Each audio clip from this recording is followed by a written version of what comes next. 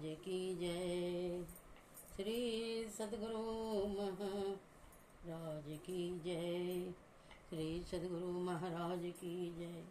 आइए सभी धर्म प्रेमियों से मेरा अनुनय विनय है कि प्रातकालीन का यह अमृत वेला में आप लोगों के समक्ष ऋचावाणी, वेदवाणी, संतवाणी को उपस्थित करने जा रही हूँ और आप लोगों को सेवा में आई हूँ। और आप लोग यह वीडियो पूरा संत मत का है,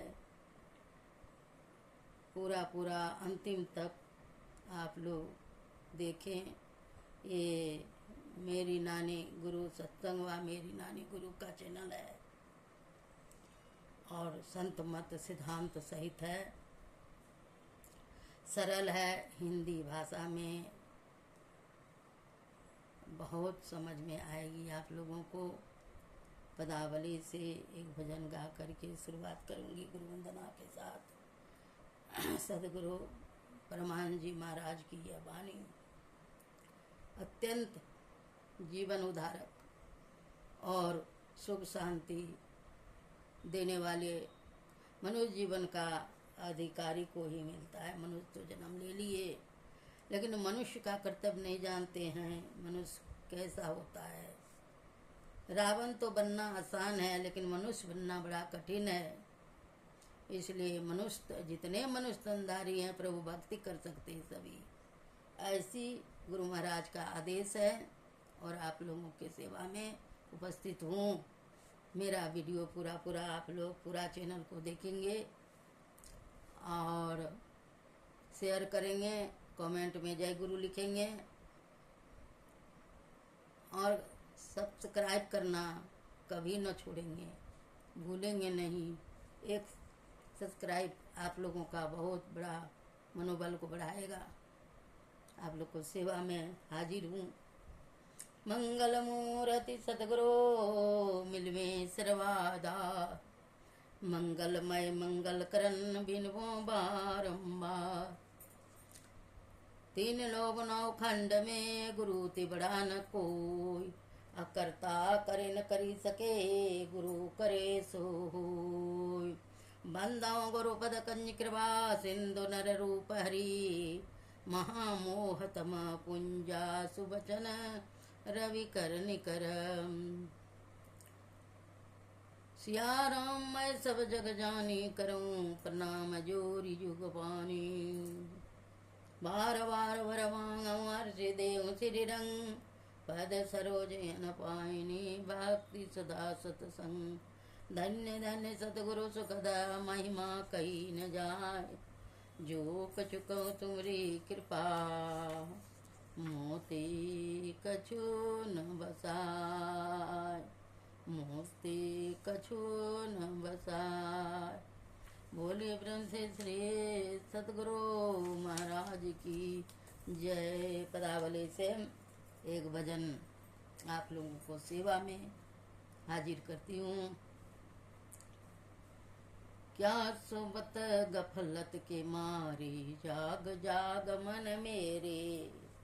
क्या सोबत गफलत के मारे, जाग जाग मन मेरी। अंत काल संगे ना होगा संग, न चल कऊ तेरे। अंत काल संगे न होगा संग, न चल कऊ तेरे। यह धन धाम कुटुम्ब कबीला, यह धन धाम कुटुम्ब कबीला, सब स्वार्थ के चेरे। अपने अपने सुख के साथी, हे न सुख कहू तेरे। क्या सोत गफलत के मारे, जाग जाग मन मेरी।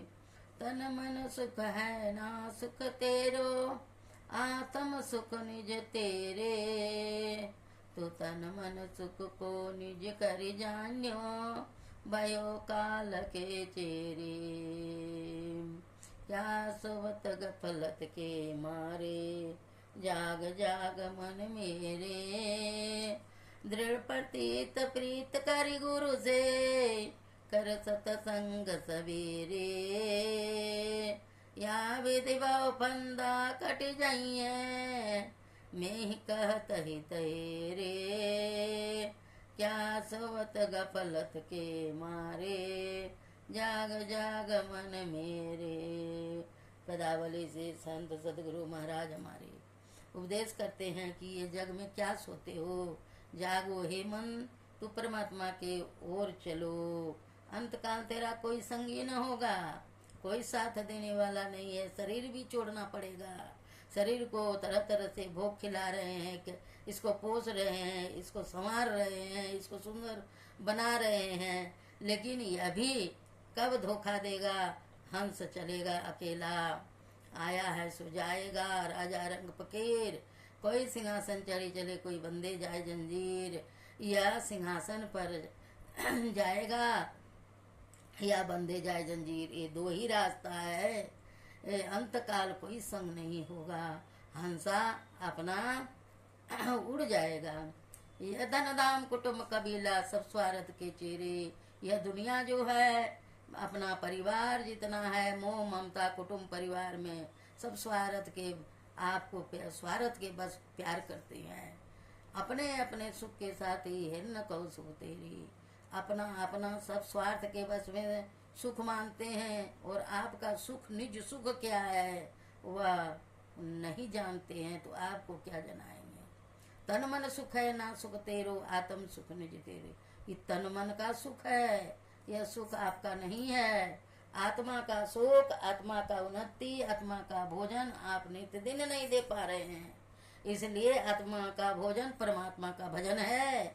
आत्मा परमात्मा का अंश है, यानी परमात्मा से लगाव करिए, परमात्मा पर प्रेम करिए, भजन कीजिए, तो सुख आपको मिलेगा। तुम तन मन सुख निज करी जान्यो, भयो काल को चोरी।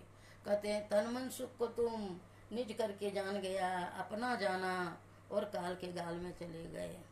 दृढ़ प्रतीति प्रीत कर गुरु से, कर सत्संग सवेरे। दृढ़ता के साथ, प्रीति माने प्रेम के साथ, गुरु से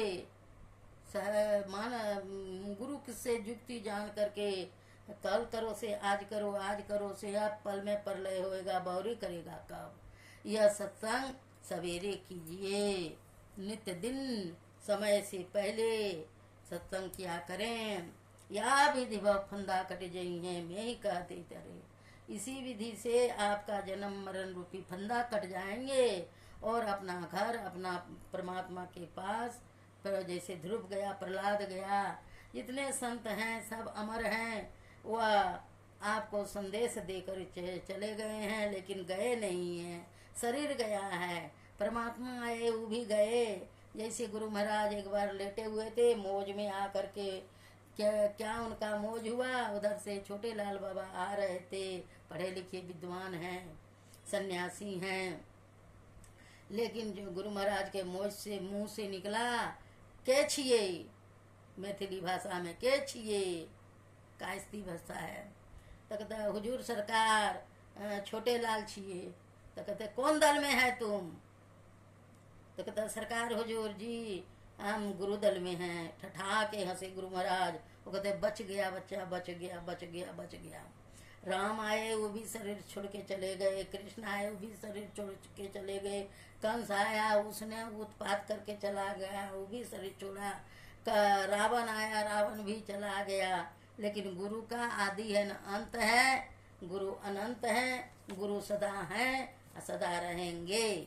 गुरु के बिना यह संसार नहीं रहेगा। तो कहते हैं गुरु के बिना ज्ञान नहीं होता है, गुरु के बिना ध्यान भी नहीं होगा। यहाँ पर उपनिषद सत्संग योग भाग से गीता का है वाणी। कहते हैं सर्व चिंताम समोक्त सृजय सर्व चेष्टा विवर्जिता, नाद में वा अनुसंधान वादे नादे चितम विलीयते, सब चिंताओं और सब चेष्टाओं को त्याग कर योगी नाद का ही ध्यान करता हुआ नाद में चित्त को लय करें।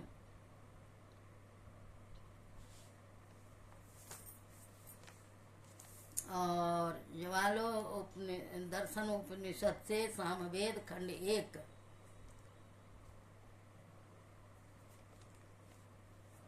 ज्ञान शोचम परित्यज्य बाह्मेयो रमते नर समूढ़ कांचनम त्यक्त्वा लोष्टम गृह्णाति सुवर्षा।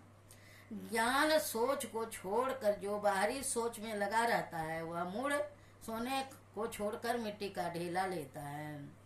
खंड 2। तप संतोष मास्तिकम दानमीश्वर पूजनम सिद्धांत सर्वनम चैवम हिमतिस्स च जपो व्रता। तप संतोष आस्तिक दान ईश्वर पूजन सिद्धांत सर्वन लज्जा विचार और जप यही व्रत हैं। खंड 4। चित्तमंतर्गतम तुष्टम तीर्थस्नान शुद्ध्यति सतसोपि जले दोतम सुरामांडमिवा शुचि। भीतर में रहने वाला दूषित चित्त तीर्थ स्नान से शुद्ध नहीं होता। जिस प्रकार सैकड़ों बार जल से धोने पर भी मदिरा का पात्र शुद्ध नहीं हो सकता। तीर्थे दाने जपे जगे काष्ठे पछान के सदा शिवम पश्यन्ते मूढ़ात्मा शिवे दे प्रतिष्ठिते। वह शिव तो शरीर में विद्यमान है, पर मूर्ख लोग तीर्थ में दान में जप में जग में काष्ठ में और पछान में शिव देखते हैं। श्री सद्गुरु महाराज की जय। स्कंद 10 उत्तरार्थ। ब्रह्मे मुहूर्ते उत्थाय वायु सप्रिय सा माधव दद्यो प्रश्न करन आत्मानं तमस परम।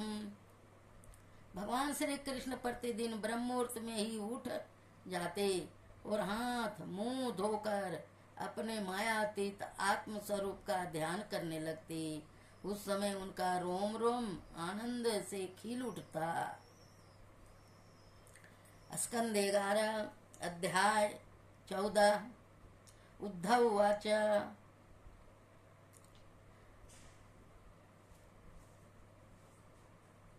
उद्धव जी बोले, हे कमल नयन, अब आप मुझे यह बतलाइए कि मुमुच पुरुष को आपका ध्यान किस प्रकार किस रूप में और किस भाव से करना चाहिए। भगवान उवाच समासन सासिन समकायो यथा सुखम हस्ताय भूत अध्याय स्वना साग्र कृते छन। श्री भगवान बोले, हे उद्धव, सुखपूर्वक सम आसन से शरीर को सीधा रखकर बैठे, हाथों को तर ऊपर गोद में रखें और दृष्टि को नासिका के अग्रभाग में स्थिर करें। श्री सद्गुरु महाराज की जय। श्री सद्गुरु महाराज की जय।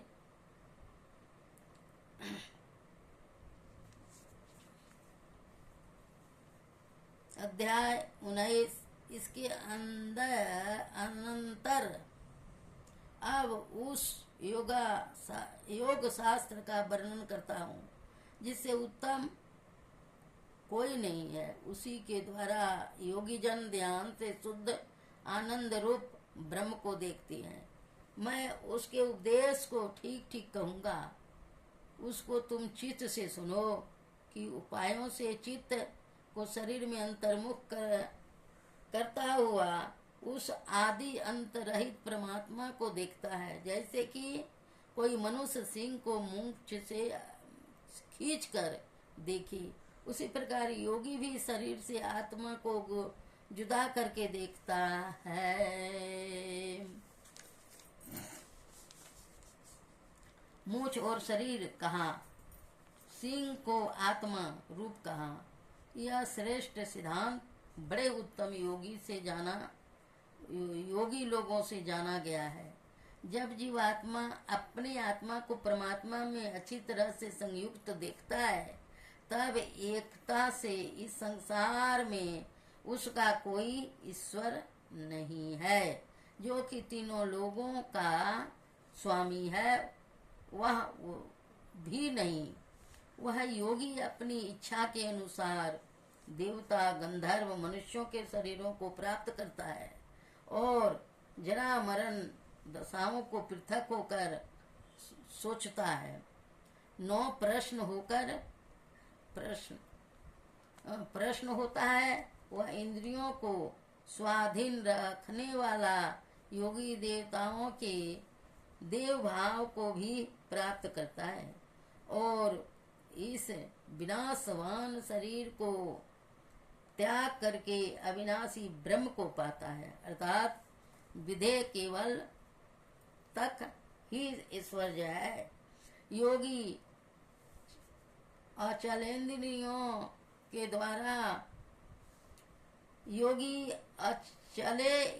के द्वारा मन को शरीर में रोककर वहां आत्मा की खोज करे और चारों ओर से मोह अर्थात भूल का त्याग करे।